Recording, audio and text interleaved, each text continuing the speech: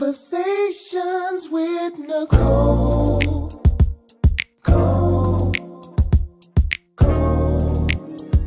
Conversations with Nicole. Let's talk about it. Tell me all about it. I'm here. I want to know what's on your mind. Ooh, the world needs to hear from you, and I'm so glad to have a conversation to reach the nation. And it's all about you. We'll help each other to discover innovative ways to positively change the world. Let's talk about, let's talk about, yeah. Let's talk about conversations with Nicole.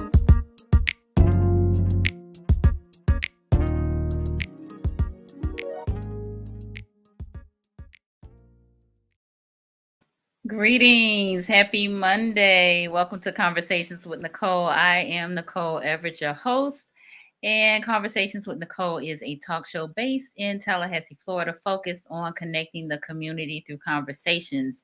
And today is what I call Mindset Monday. Mindset Monday is an opportunity for you, me, and my guests to talk about whatever it is we want to talk about.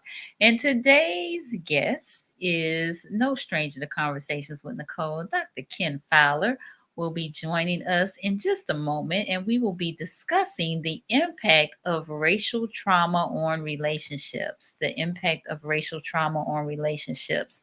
July is Minority or BIPOC, which is the new politically correct term, I guess, Minority Mental Health Awareness Month. And so all month long, we are focusing on minority mental health. Actually, we've been doing that since the middle of November of last year. So just more of the same conversation. But this is an interactive live. We are on Facebook, YouTube, and on the Greater Works Network on Roku TV. So tell your friends they need to be here because we have got quite the exchange here tonight. So before I introduce Dr. Ken and bring him on, I want to hear from you, all the viewers out there. Let us know where you are tuning in from, if you will. In the comments, put your city and state, and we will give you a shout out.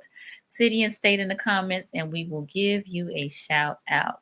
I see you, John White, who is over in Jacksonville, Duval. Thank you for tuning in. Appreciate you.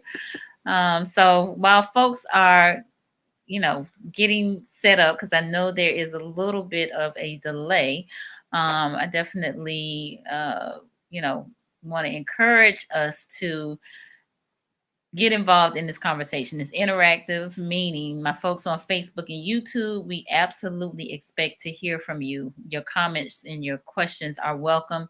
This is a safe space, and we want to, hear from you.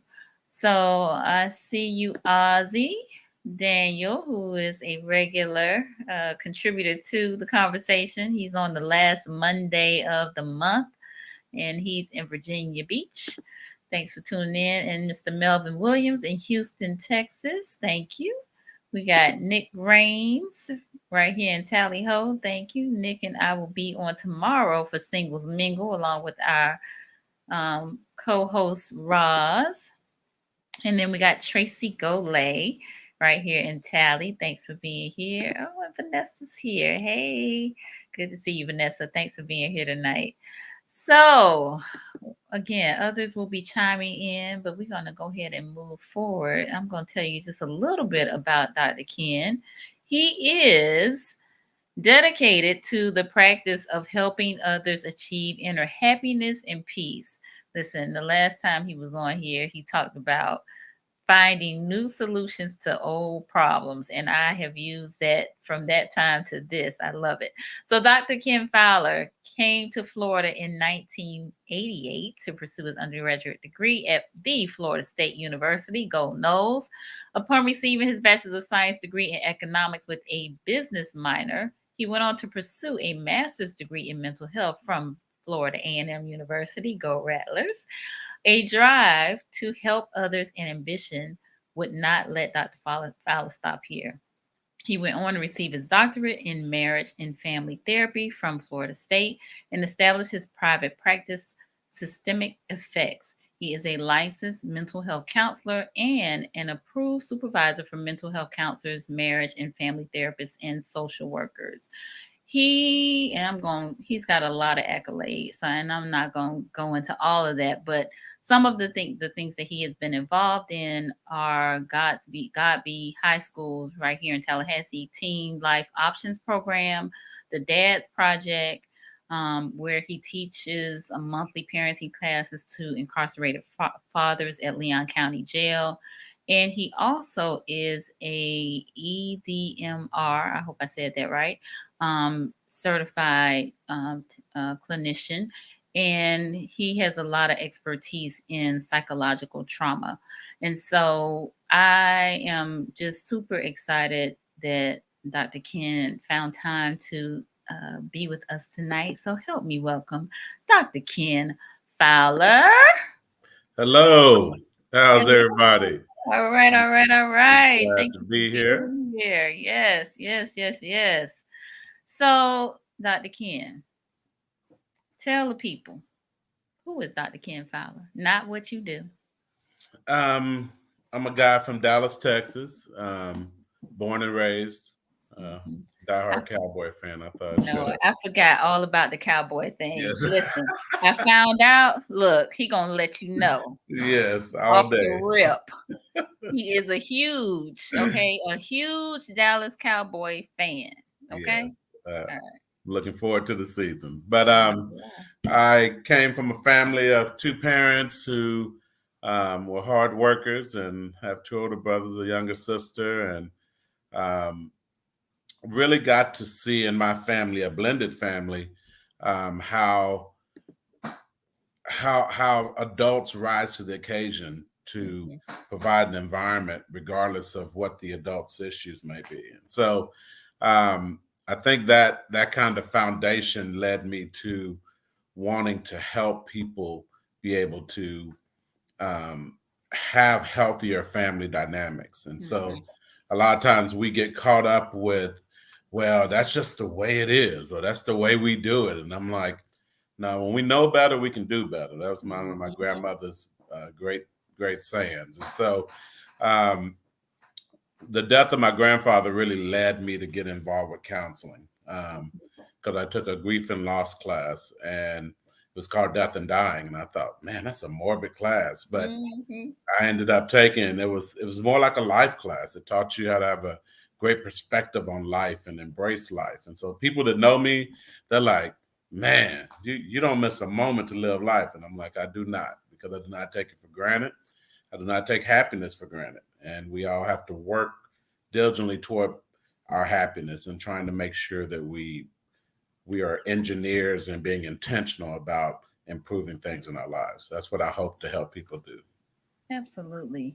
Now you kind of hit a nerve just now when you talked about grief and loss, because it's a lot of people grieving a lot of things, or have suffered loss, especially over this past 2 years. And so I know this is totally sidebar, but in your opinion, do you think we properly grieve enough, or do you think we kind of suppress it and just kind of go on about our business? A lot of us suppress it. We get things from society that tell us, at work, you have a great loss. They say, we are so sorry about your loss. Everybody will sign a card, and your job says, I'll give you 72 hours, to go home. That's for the wake, the funeral, and to be back. And then they Mm-hmm. don't say, when you come back, we're going to have you on an abbreviated work schedule so that you can work your way back in. So you'll start on quarter days and then work up to half days because we know you're still grieving. They're like, no, when you come back from those 72 hours, we want you at 100%. So we Mm-hmm. get the message that, hey, we're not giving a lot of time to this. And so how I try to help people kind of understand, let's say you've lost a parent um, early. My wife lost her mother in her 30s, early 30s, and she had 30 some odd years to spend with her. Mm-hmm. And so who's to say how much time are we going to give someone who had someone who was integral in their life for 30 some odd years? how much time should we give them to grieve or to work through that? There is no logical answer to that. And it's going to be different for all of us. But when we put in that kind of longitudinal picture, Mm-hmm. we recognize, wow. And people say to me all the time, when you have a great loss, you find out who your real friends are. And I'll say, not really. Mm-hmm. What you really find out is what friends of yours deal well with loss and those that don't. Because often it's not about whether they care, they just feel frozen and I don't know what to say. And people call me and like, man, you deal with this stuff all the time. What should I say? And I'm like, are you able to get to them? Yeah, they live down the street. Then take your butt down the street. Right.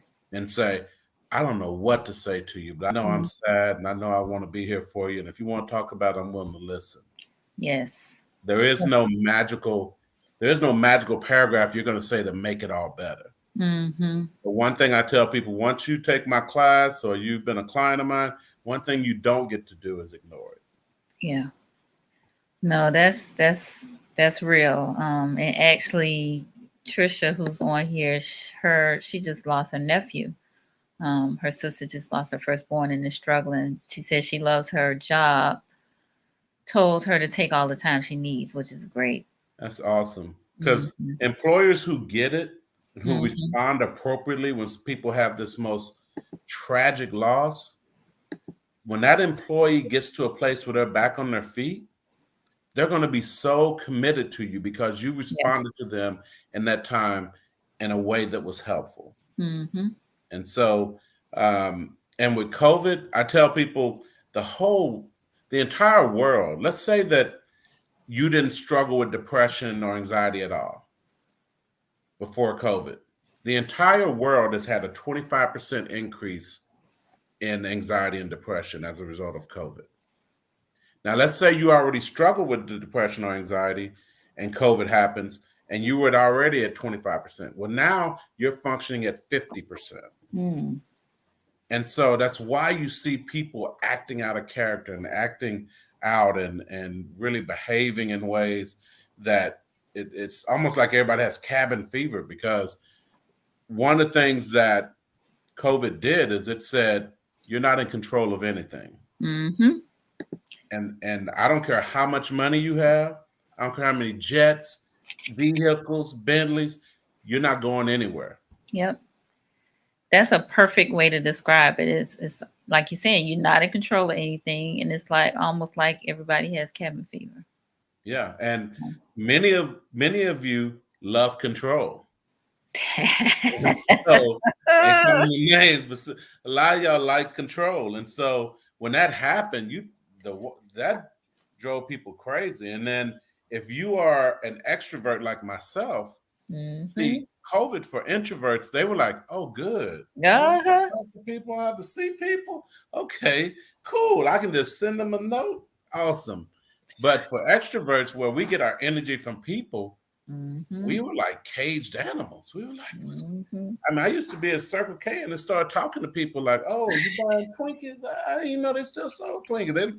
They're like, why are you talking to me? I don't even know you, But we just searching for some type of connection. And so now, you throw all the social issues on top of it, of seeing what's going on with Black Lives Matter and the situations with police, and man, it was a perfect storm. Indeed. All right. So John is saying talk more about grief. John, we're gonna have to have him come back on because that's a whole nother show. Listen. All right. So I gotta I'll read say a couple things about grief. Okay. Grief. So go ahead. One of the things we got to do about grief and understand about grief is there is no quick fix or quick answer. And I tell people, grief is like standing with your back to the ocean and you don't know what type of wave is going to hit you. Sometimes it's just a wave that hits you at your ankles and you're able to stay standing. Sometimes it's a tsunami that knocks you down to your face and you have to figure out how you get up. And the key is getting up and creating a network around you of support, and also being patient with yourself. A lot of times we're like, well, I should or I ought to, da, da. And I tell clients all the time, they'll laugh. I'm like, don't should on me. Shoulds are attempt to not deal with reality. And as a therapist, I can't guarantee much, but I can guarantee every day you don't deal with reality, you will be unhappy. And so be patient with yourself with grieving, figure out and stop waiting for people to call you for help if they've had a great loss. Go to them. If let's say someone's lost a spouse and they have children, show up to the house with detergent and bleach and say, hey, my Saturday's clear. I'm here to wash clothes until you don't have any more dirty clothes here. And they're gonna be like, no, you don't have to do this. Like, no. And I guarantee when you walk in that house, it's gonna be littered with dirty clothes because that parent is just trying to manage themselves and manage a situation they never envisioned themselves in. Someone loses a child, and I tell people, leave cliches alone. And I know, I'm a man of faith, but save those cliches for, and if they're not espousing those cliches, then you shouldn't either. And so when you start to say, well, God's got another angel, and they say, that's not helpful to me because he has plenty enough angels. Why do you take my 5-year-old? You know what I'm saying? People got to be able to express those different phases of grief, and we don't get to be grief bosses. None of us get to tell people, I know what's best for you in your grieving process. If they want to take a Christmas tree and put it out there on that baby's grave on Christmas and sit out there, don't judge them. Go and sit with them. But we'll be like, yeah, she crazy. She got lights out there, battery operated with a tree. Does she think the baby's going to come out the grave? No. But she doesn't want her baby to spend that last Christmas, that Christmas without her. And so we sometimes have to step back and just walk and listen closely to people who've had great loss and figure out what they need. Great advice. That look again, that's a whole show. I'm telling you. Yeah, that's and not even just grief as it relates to death, but just grief, period.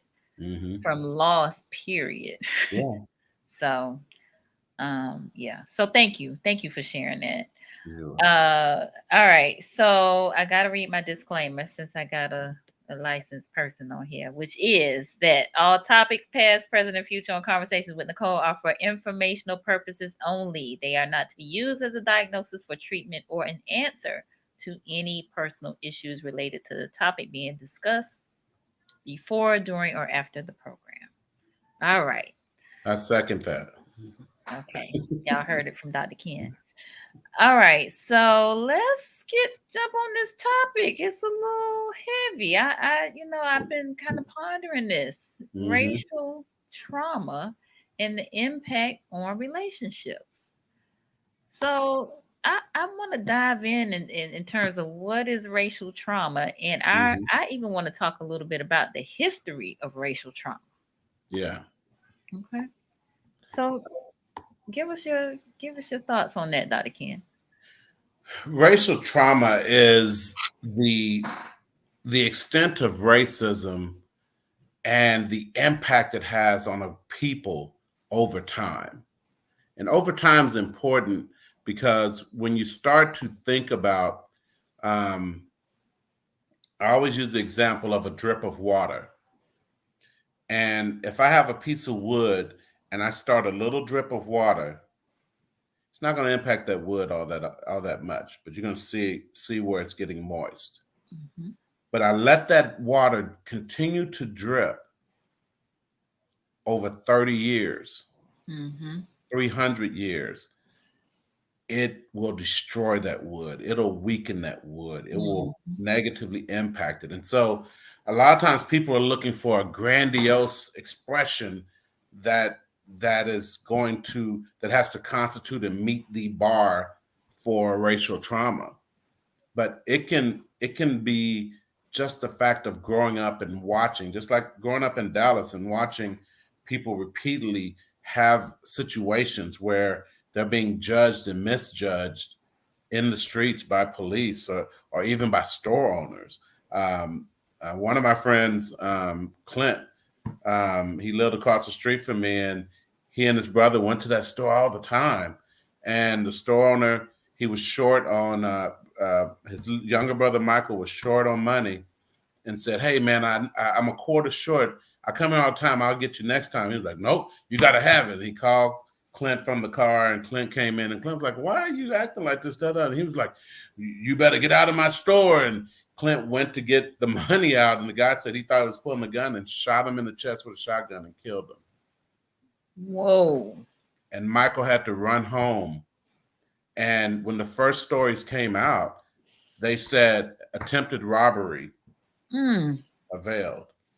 And once the information came out, the gun owner, the store owner, thank goodness, was arrested, and the store was closed down. But man, that quick of a situation could have you lose your life, just because how people perceive you. And when I was younger, I used to not understand why the NAACP was so concerned about the name that we were called as a race. You know, and I was like, I'm black. You can call me black. And they're like, no, we're not just the color. I'm like, man, they really making too much of that. And they were like, okay, it was it Negro American or something like that. And they were like, no, that's still Negroes, black, and Spanish are still a color. Right. And they were like, every other race is notated by where their land originated. And so the NAACP kept fighting. It's like, it needs to be African American. I was like, goodness, I'm in school. It's just a lot to remember, you know. But they were fighting because they wanted to change the perception of how Black people were seen. And what you see in other communities, you've seen it with the Irish, you've seen it with the Jewish community, you've even seen it with the Italian community. They get up in arms about their people being depicted in negative ways. Yeah. And they start saying, hey, we're going to shut down stuff. We're going to cut down money, cut off. And so that's why you see some of those things happening. In that now, as I'm older, I understand, wow, it's important to control the messaging and the image of your race. And we start out at such a deficit with slavery that, man, you know, once it stopped, it didn't stop. And if that makes sense, once it stopped, it makes a lot of sense. Yeah, it was still something that people perceived you a certain way. And I can still have a suit on, and I've had people clutch their purses. And I'm like, and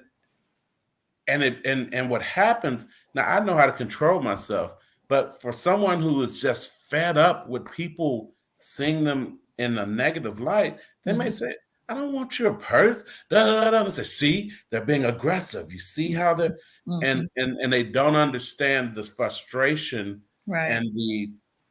Now, one of the things with today's society that's a beautiful thing is that with technology, everything is being exposed in lightning speed, and everyone is like, oh my God, there's been an explosion of this.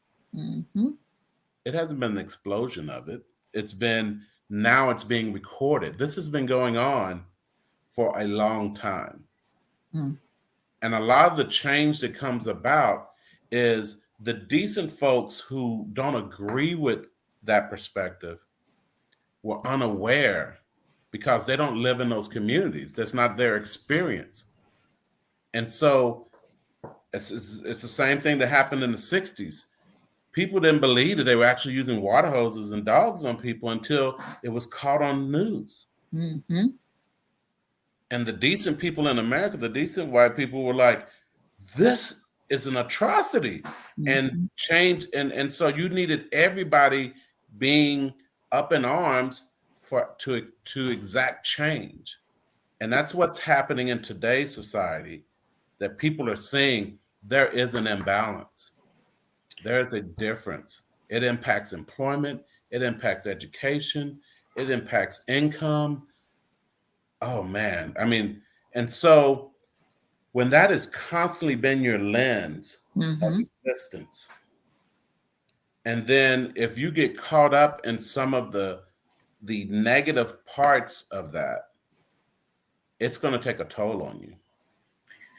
So, as you have so eloquently stated, I mean, it's taken tolls in every aspect of our lives. Um, you know, physical, emotional, social, financial, vocational, Mhm. environmental. It's every aspect of our lives, and from slavery, because I specifically, before us getting on here tonight, I was thinking about how even the Bible was used against us in Oh yeah, terms of there's lots of distortions. Laws were even misquoted, and the true essence of particular laws were used to for racist ways. And so Mhm. it is, and what I try to help people with is that yes, it is frustrating, it is difficult, it is hard. We have to see a better and more kind, loving way to manage it, Mhm. because the anger and the angst meeting it head to head never turns out well. Yeah. It never turns out well. And you can be in the right, and depending on who's responding and how that conversation goes and how things play out, Mhm. you find yourself in a situation. And so I talk to young brothers, and I try to help them understand, you know, people who are blatant racists. I pity them, Mhm. because imagine if I was a blatant racist, and so every white person I saw, I had to get angry, and it ruined my day. I'm having a good day, everything's going good, and I see a white person, I'm like, oh, I hate them. Oh, Mhm. oh. That would happen 1,000 times in one day. Mhm. What a entrapped, enslaved way to live. Right. You know what I'm saying? And so those people who have that visceral reaction to someone that looks different than them, they, man, I don't want to live their life. And so what we have to do is we have to, now that it's more ingrained institutionally, we have to do things where we combat those things or we expose those things. And exposing them, you see, there's some people that expose them in an educational way Mhm.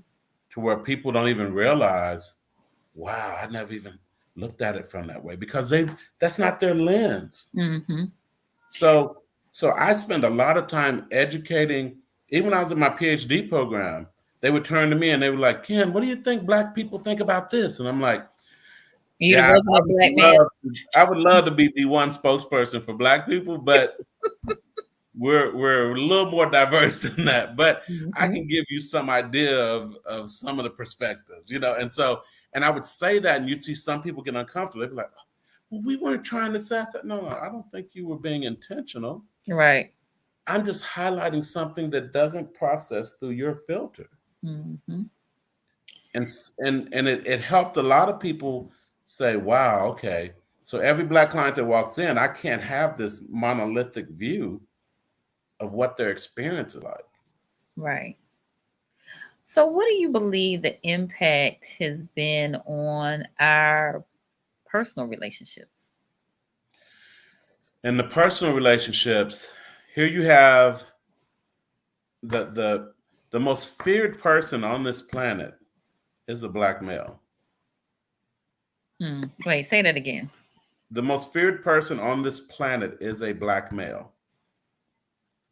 Now, some people are like, oh, that's taking a little far, and I'm like, no, I've been in this world 50 plus years, and I'm telling you, the way people respond to Black males, there's a great deal of fear, which is why you see people in law enforcement overreacting. using too much force, doing things because they already approached the situation with great fear. And so we have to step back and figure out, okay, as a Black man, you walk out the door, you have to take a lot of things in common. I have a young son who's 16. He started driving. We had that talk. You don't have the same what would I you don't have the same grace that other kids have when situations are questionable. You're not going to get the benefit of the doubt 9 times out of 10. So you have to be on your P's and Q's. You have to follow these rules. You need to follow the orders. I need you to get home. Let me fight the battle. And so there are friends of mine who I went to school with who never had that kind of talk because their parents didn't have to. Yeah. And so that alone already sets me to be hyper aware of what's happening in my environment. And so in relationships, here I am back. As soon as I walk out the door, I have to be on alert. And whether it's conscious or subconscious, I'm on alert. Yeah. And so, and look, I have no problems. I do work with the police. I help try to do sensitivity training. I try to help them understand trauma, the work they do. Look, there are good policemen out there. Let me tell you, that's the only way we're going to change it, by getting behind the good ones. Right. You know, and so one of the things that I recognized was that when I leave the house, I'm on alert. And so I'm out there battling these things. I go for an interview and I see them and they're like, Ken Fowler. Oh, you're Ken Fowler. You know what I'm saying? I'm like, what does that mean? Oh, I'm Ken Fowler. And because I have a name that's hard to depict whether I'm white or Black. You know, so, you know, because you see Chris Fowler, who's a commentator on ESPN. And people like, I always joke on that. There goes my cousin. You know, I mean, he might be my cousin. You never know. But you know, people don't know the difference. And so when you show up to an interview and they go, oh, you're Ken Fowler. I'm already on alert. And I'm like, okay, I'm going to have to really show out in this interview and knock it out the park. Right. For me to get this job.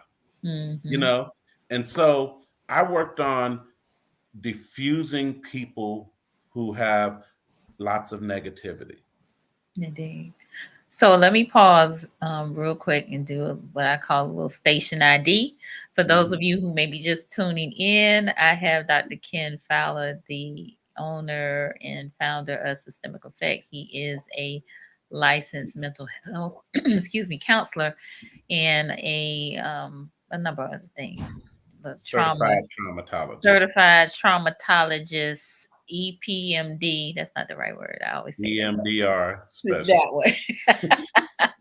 EMDR, which too many letters. It's too many letters. You're right. It is too many letters. But yeah, he's trained in all of these things. And so we are talking about racial trauma and the impact on relationships. So we have a question from Johnny, and he wants to know, how do you expose racism? Well, you got to be strategic when you're doing it, because I always tell people, don't let the racists see you coming. Is my approach. Now, some people are like, oh no, we showing up and we're gonna be on the front steps and da da da da. What I do is, I lock in. Okay, where are you on your procedure? I make good notes about things when I start seeing things that seem out of place happening, time and date. And then I tell people, follow the protocol when it's clear to you that there's some racism going on. Follow the chain of command. Go to HR, report it, talk to them about it. If they say, okay, we need this from you, provide them with a written thing. Now you've taken notes, you've done your thing, provide them with that. because once they know that you're onto them, their goal is to destroy you. Mm. I have to eliminate you. And so make sure you have your ducks in a row when you do make those accusations of this is what's going on. Indeed. The another human approach that I try to get people to utilize is humanize yourself to them. Mm. See, it's easy to hate somebody that you don't know anything, you don't see them as a person. Mm-hmm. See, if I come and I ask you about your kids and I tell you about my kids and um I'm sharing things about, yeah, I was in the Navy, man, and I served with some guys. There was a guy from your town that I served with. You know, all of a sudden when I start seeing you as a person, it's hard for me to hate you as easily. Mm-hmm. Mm-hmm.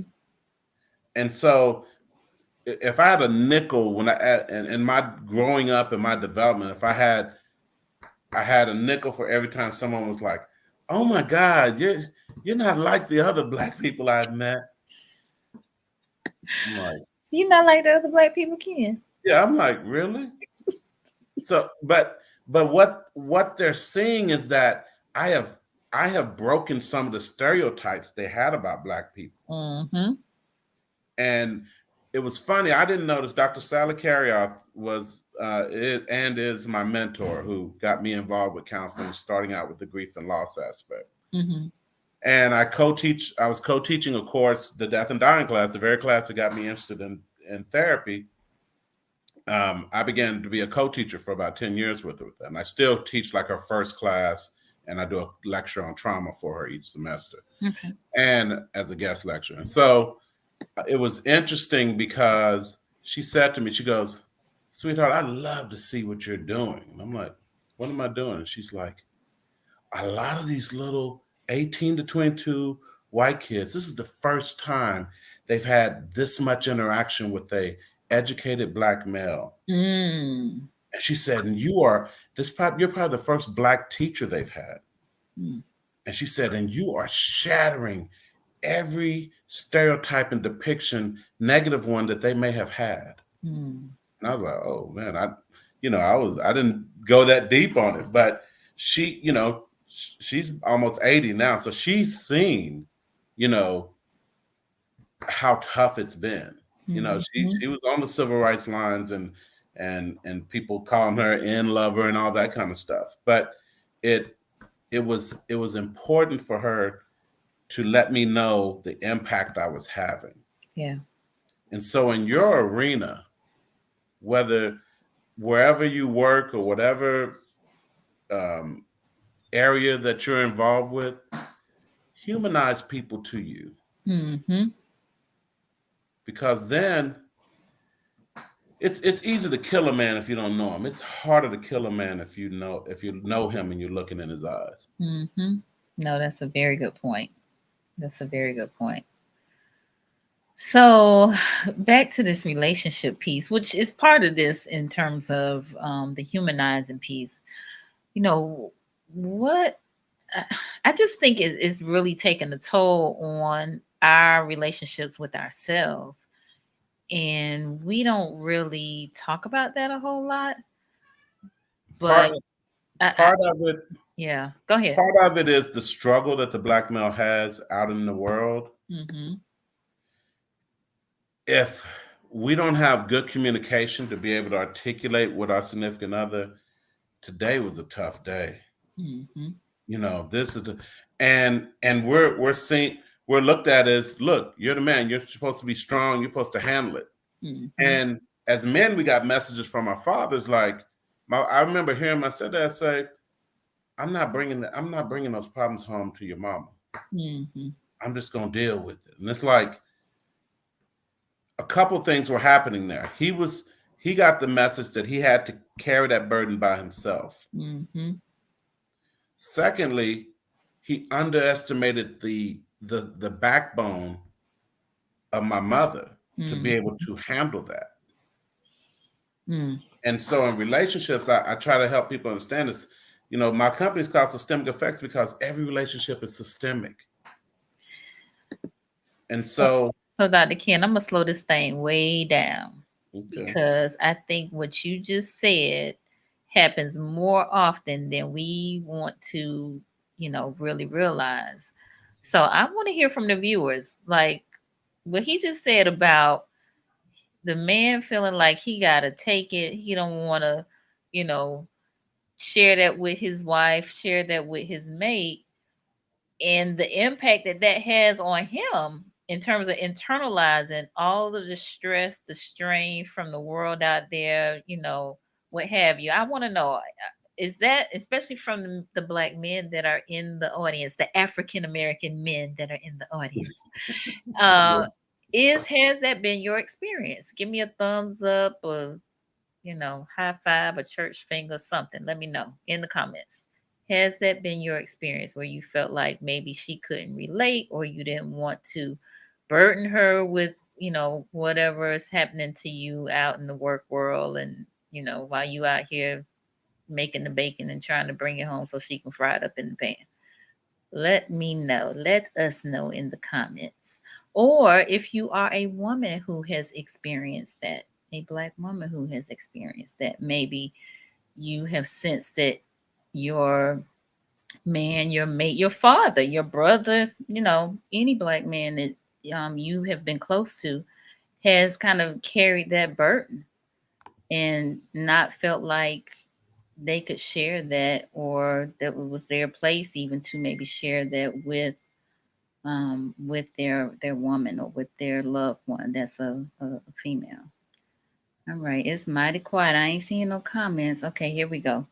Suffering in silence. Yes, Boom, Miss Boom out of Miami. Yes, suffering in silence is how we are losing our black men. They need to speak openly about the good and the bad. Totally agree. Thank you. Thank you. Thank you. Thank you. No, I just and I also want to just say something to the women. We also have got to listen and support and not be nagging or sometimes they just need a listening ear. Well, and let's get to that, because when I was talking about a systemic relationship, it's the dance that couples get into. Mm-hmm. And if I'm out here grinding and battling and trying to make it, and I come home to confusion and conflict and negativity and chastisement and belittling, Mm-hmm. man, this world has been putting it on me, and I've been trying to stand up through it. Mm-hmm. But now, because you're frustrated about your things, and you've seen, often what you've seen has been modeled for you, and you start to say all these, and you're coming down on that man. It's like he doesn't he doesn't have the capacity to withstand that. Mm-hmm. So either he fires back, which is unhealthy, or he shuts down, Mm-hmm. which is unhealthy. Yeah, for sure. So let me read Janita. She said some women put a lot of pressure on men. They will often say, "Well, my daddy did such and such. Why you can't do it?" Mm. Yeah, that expectation. I tell people the number one source of unhappiness is unrealistic expectations. Mm. Wait a minute. Say that again. The number one source of unhappiness is unrealistic expectations. Okay. If your expectations are magical and flawed, there's no data in your being with this person that's going to support that this guy is not going to be a six-figure guy. Wait a But minute. Wait, hold on, Kevin Samuels. What? oh yeah, but I'm saying a lot of times we're like, I need you to hustle. I need you to have another game. Oh, you're only making 40,000. You need to get you a second job and da da da. And it's like, and you getting off at 3. Mm. And it's like that that that lack of understanding of reality of what your situation is, and then pushing, and until that person reaches that, because there's some guys who will try to reach that. They're like, okay, all right, girl, I'll get another job. And they got 3 jobs, they barely, and she's like, I slept with your uncle because you ain't never here. And it's like, What? You the one that told me I needed 3 jobs. That's why I'm not here. No. Yeah. You see what I'm saying? Listen, Monica said perhaps they are with the wrong partner. Oh yeah, but let me tell you, I see this negative exchange, especially when you talk about the tongue. Even the Bible talks about the power of the tongue. Mm-hmm. And when you're speaking to your partner and speaking negativity and hateful things and disparaging things and beating them down and figuring out where their insecurities are and attacking them there, you are doing damage. And guess what? You're doing as much damage as racism or more, because you have an inside track to me. Mm-hmm. You have an inside track to my heart. And so when you speak those kind of things, it sticks. Mm-hmm. And so I try to help people understand, look, the communication piece. And a lot of times people are like, oh, well, that family got a curse. They all act like that. I'm like, ain't no such. See, when we call it a curse, it's too A big. curse? What? Yeah, they got a generational curse. I've heard people talk about it all my life. I'm like, ain't no generational curse. That's dysfunction that's been modeled over generations. Mm-hmm. They've watched great grandmama do it. They've seen grandmama do it. They've seen mama do it, and now they're doing it. And so it is important that we stop and say, I'm not good at this. Mm-hmm. I'm not good at relationships. I'm looking back at the last 5, 10 relationships I had, and I am not good at it. Mm. If you're not good at something, what do you go and do? You go and get training. Study. Yeah, you learn about it. You go to therapy. Mm-hmm. I didn't get these tools. We all come from our family of origin with a toolbox of tools. Mm-hmm. And sometimes that family of origin didn't have a lot of tools itself. So the tools they left you with, there's some good ones in there, but there's a lot of raggedy ones and broken ones. You know what? You're going to be on rewind all night with these tips. All of these gems you dropping around here. I'm just saying. And so you walk into the relationship with this half full toolbox, I'm ready to go to work.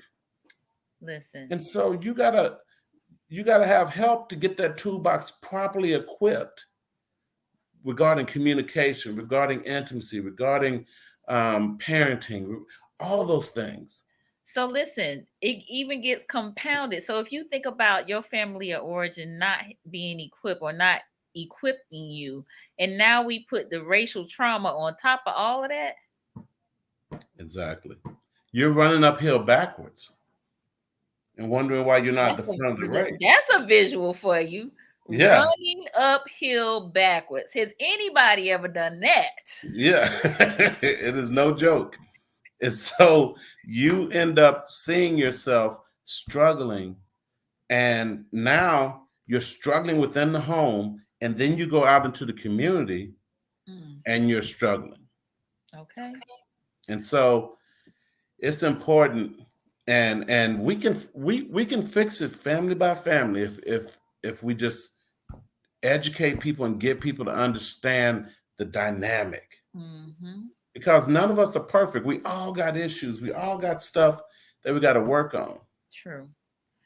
So let me 2 comments I want to bring up. Jamil said, this is why communication is so key. We should be working as a team. We should be speaking life and positivity into our spiritual beings. The home should be a safe haven for everyone in the family. Agreed. Okay, Monica said, but we do damage to ourselves by marrying those individuals. Most of us meet the person before we marry them. This means he or she wasn't a stranger to you before you married them. Sometimes, but boy, sometimes you meet their representative. Listen. And once they get that final, hey, we're locked in. Mm-hmm. And see, relationships are interesting when you're first in them, because it's so much hope. Oh and yeah, excitement. Like, that newness, that infatuation, you woo! find it now, this exploratory. Oh man, Yes, it those is things an are awesome great. thing. But man, what I tell clients when they walk in, I say, look, relationships are work, period. Period. Sometimes it's fun work, sometimes it's hard work, sometimes it's exhausting work, but it is work. And if you don't wake up and be intentional about your relationships on a daily basis, man, you're gonna miss something. You're not gonna get what you need to get. And so a lot of times when you meet people, they're putting their best foot forward, but you got to pay attention to the things that start to show themselves. But a lot of it that because a lot of times, and all of us think we're magical. I can change them. I can change them. Don't worry about. Please, I I got this and I got that. I'll change it. And unless they are willing to change, there's no changing happening. And so people laugh because they ask me what kind of therapist I am. And I say, I'm a caring confrontationalist. I'm like, what does that mean? I'm like, I have your best interest in mind. I care about your prosperity, but I'm gonna confront the inconsistencies that you're talking about in my office. And a lot of times, sometimes you're gonna leave the office and you're like, man, I love Dr. Fowler. He's cool, And sometimes you're gonna be like, I don't know, I don't keep coming here, you know. And that's okay because I don't do what I do for a popularity contest. Listen, My job is to help you get, like you said earlier in the thing, find new solutions to old problems. find new solutions to old problems. And it's gonna force you to have to be uncomfortable. Mm-hmm. If your relationship is not working the way you want it to, you're gonna have to get uncomfortable to change it. Mm-hmm. Absolutely. Absolutely. Wow. And so Wow. when Yeah. you throw that racism component on top of it, Mm-hmm. man, it's hard enough out here that all of us should be working to make our home our peace. Yes. Because then when we close that door and the world is closed off from us, we can exhale. Mm-hmm. We can go, okay, all right, I'm okay till the morning, Right. you know?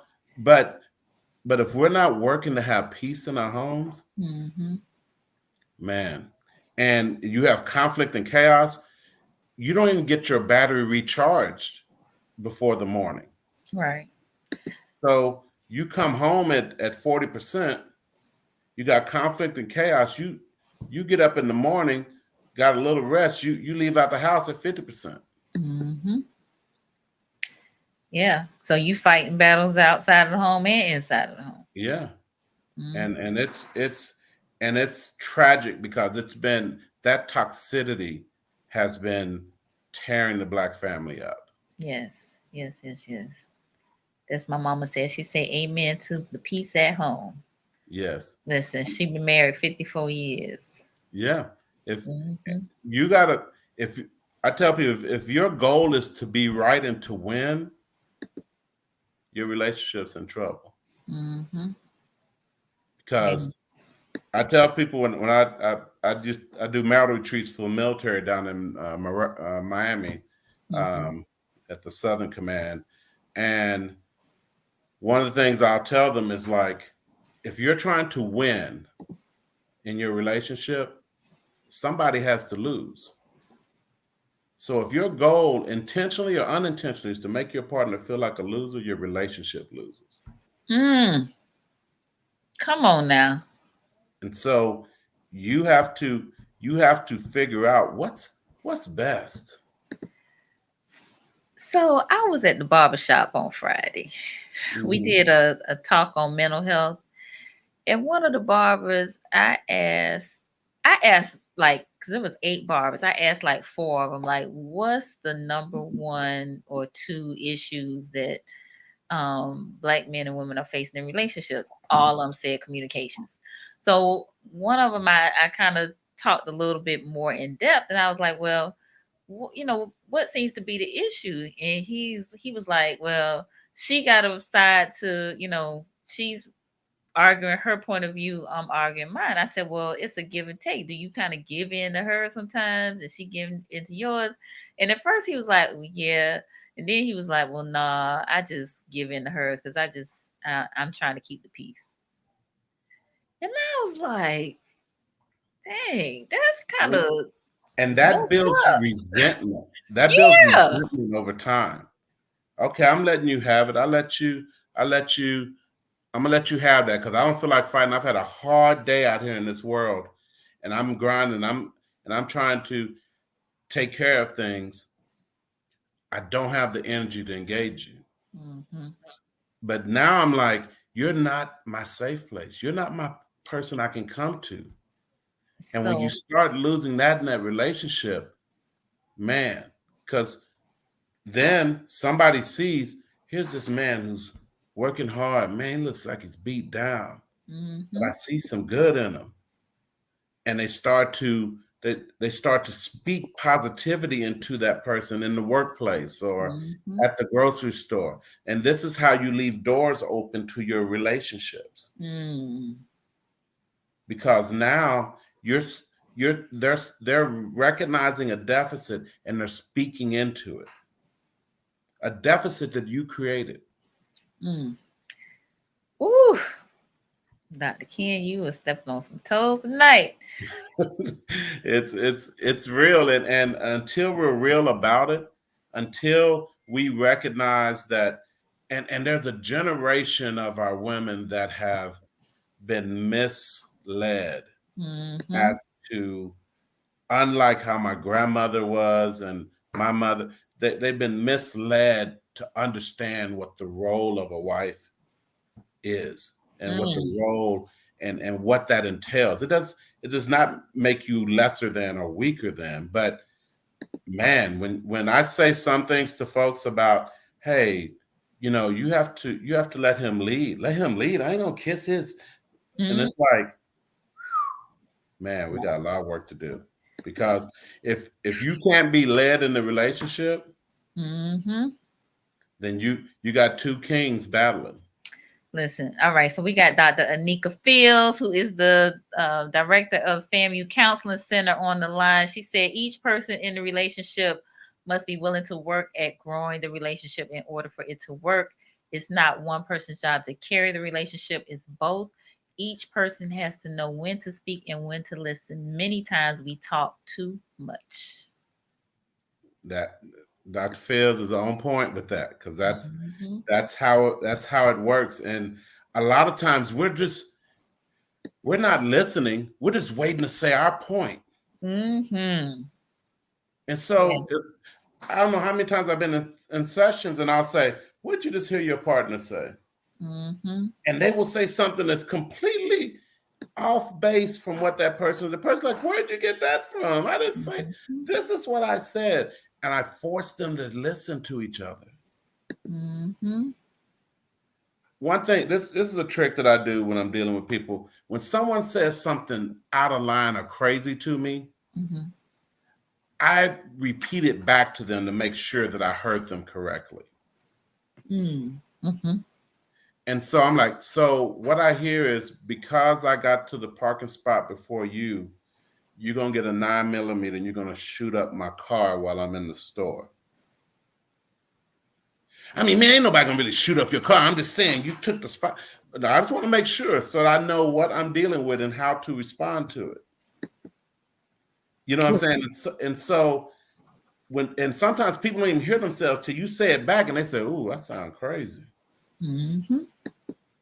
Yep. And so, because I didn't give you enough parking space in the driveway, now you're going to sleep on the couch because you said that's a sign I don't care about you. And all of a sudden you're like, oh, dang, that does sound kind of stupid. And so you, and I'm not even confirmed. I'm just trying to understand, is this what you're saying? So I like that. I call that slowing it down. Yeah. And understand it. Make sure you understand what your partner is saying. One of the greatest questions you can ask your partner is, what do you need from me right now? I hope y'all taking notes, because I am. What do you need from me right now? And say it in a sincere way, but to say, hey, what do you need from me right now? Mm-hmm.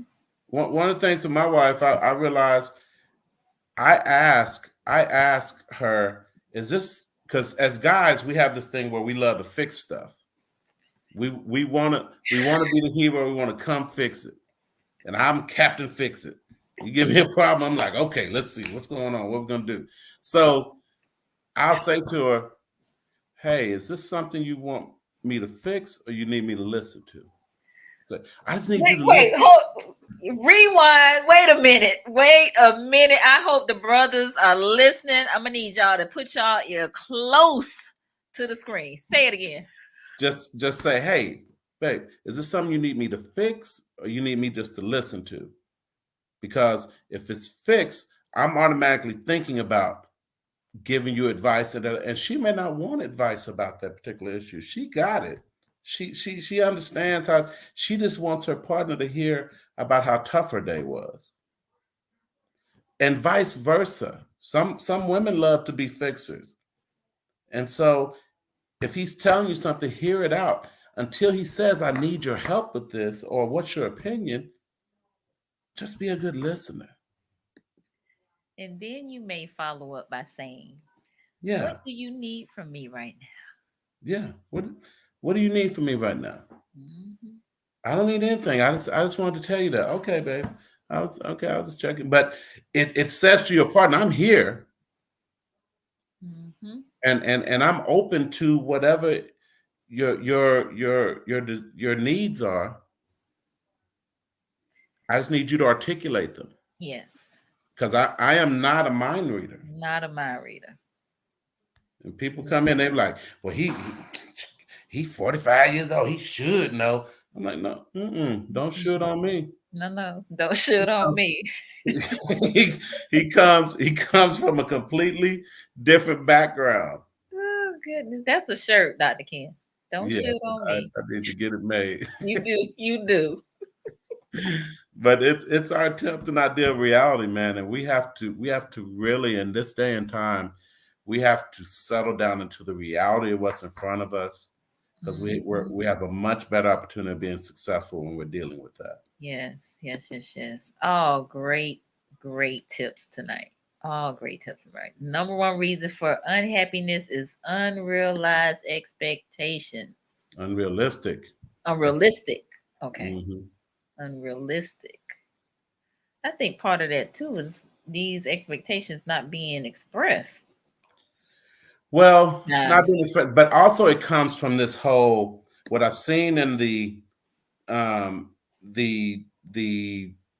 late 20s, 25 to about 40 group, is this whole, and this is the group that's really been misled, because I feel like our older women have not been honest with them about how hard it is out here, and what relationships really look like. Some of their mothers didn't maintain relationships, or didn't have them, you know what I'm saying? And so they gave them this whole, I'm gonna be a boss, and I'm gonna be my own person, I'm gonna have my own stuff. And it's like, but you're looking for a relationship, you're looking for love. And so you coming at a man and saying, you're a mechanic, what am I gonna do with you? But there's some mechanics that make $60,000-$80,000. But you have this video, music video kind of vision, or this Instagram vision where people are flossing and doing all this kind of stuff, like this is the life they're really living, and you're basing your decisions off of that. And let me tell you, the one thing that doesn't care about you is life. Life will slap you with some reality that will send you to your knees. And so if you have these kind of grandiose expectations that aren't even in your stratosphere, you're always going to feel like you're failing. You're going to always feel like you're chasing. See, you said that much nicer than Kenneth Samuels did. I'm just saying. Yes, there is a way to present it to where people can hear it. And so I've worked with people, and I like I like the mentality of what Kevin was trying to achieve. Mm-hmm. That's just not my approach of how to Right, right. present it. But there were some real There gems was in some, what he was yeah, trying to do, no doubt. and he was really concerned about the Black family being Mm-hmm. successful. Mm-hmm. You know, and so you know, I'm gonna be doing more to try to get the softer delivering approach out there, All right. um, so that so that our people can get that information because it's Indeed, essential right indeed, indeed. Well, you are welcome to come back here anytime to do so. now. Well, thank you. I appreciate it. Yes. Um, Well, we are a little bit over our time, so I will give you an opportunity. Look, my mom talking about come back. I will give you an opportunity to give some closing remarks and tell folks how they can connect with you. all right. One of the things that I want you to take from this is that look, the battle with racism is an ongoing battle, and it's going to be one that we're going to be fighting for a long time. Um, the important thing is if you have a chance to educate someone, if you have a chance to humanize Black people to people who don't really even know us or haven't even taken the chance to get to know us, take that route. Because, see, that's life changing when you can make them say, man, I really don't like Black people, but I don't know why I like Ken Fowler. But man, he's a lot like me. And it's like, yeah, we all we have more in common than we have different. And so, but anytime we lead with anger with that, it's often going to give us a negative return. And so, um, my business is systemic effects. I do individual, couple, family therapy with adults and children. I'm also a certified traumatologist, so I do trauma therapy with adults and children, and I also do consulting trainings. I have a contract with the City of Tallahassee where I do trainings on work-life balance. Some of you probably know me from the city doing those trainings, stress management, regulate your anxiety. And for 16 years, I was doing marital and relationship retreats for the Southern Command of the military down in Miami, um, twice a year, 16 couples per pop. And so Wow. I'm going to start, I'm working, I have my notes here.